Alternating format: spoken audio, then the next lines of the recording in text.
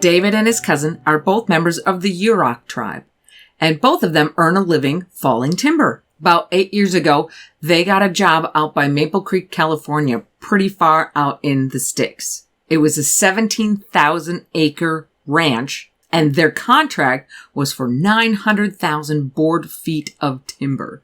So it was going to take them about a month and a half to get the job done. Now, David's cousin had brought his camper, but David decided to tent it instead and set up his tent about 40 feet away from the camper. Now, his cousin would work for a couple of days, go home for a day, work for a couple of days, go home for a day, but David decided to just stay there for the duration. Now, one night, after he'd made himself some dinner, washed up, all that kind of good stuff, he's laying down in his tent reading. And he dozed off for a little bit and he woke up again. Doesn't know what time it was, but he knows it was late because it was all dark outside. And he could just barely make out shadows of trees and things on the tent. And he realizes he's got to go to the bathroom. So he gets up, unzips his tent, walks about 3 feet away, and starts taking care of business. And as he's taking care of business, he's kind of scanning around, making sure nothing's out there. And he sees over by his cousin's camper, behind the propane tanks, he sees 2 massive shoulders and a head with no neck, but with eyes that glowed greenish. Now, when David sees this, he freaks out just a little bit.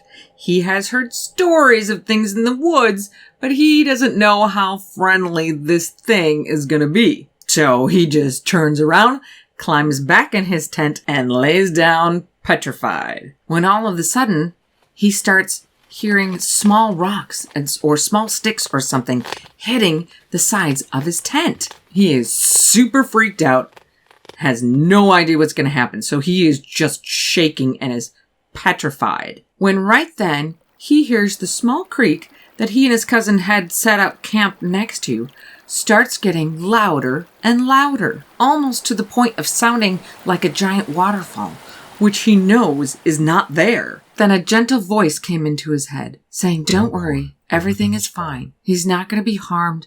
They're just passing through. Everything will calm down in just a minute." And just then, he heard the loud crack of a limb being cracked off of a tree. But the voice just said, "Don't worry, it's fine. Go back to sleep."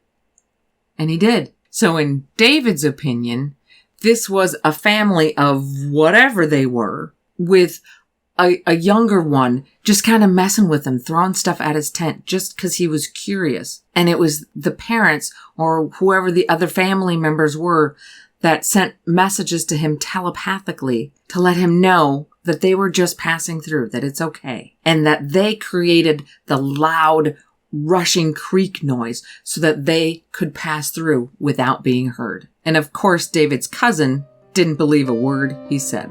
Now, if you have some spooky stories you would like to share, go ahead and email us at inbetweentales@gmail.com. But first, click right here to watch some more true scary camping and hiking stories. And we will see you again soon on the In-Between.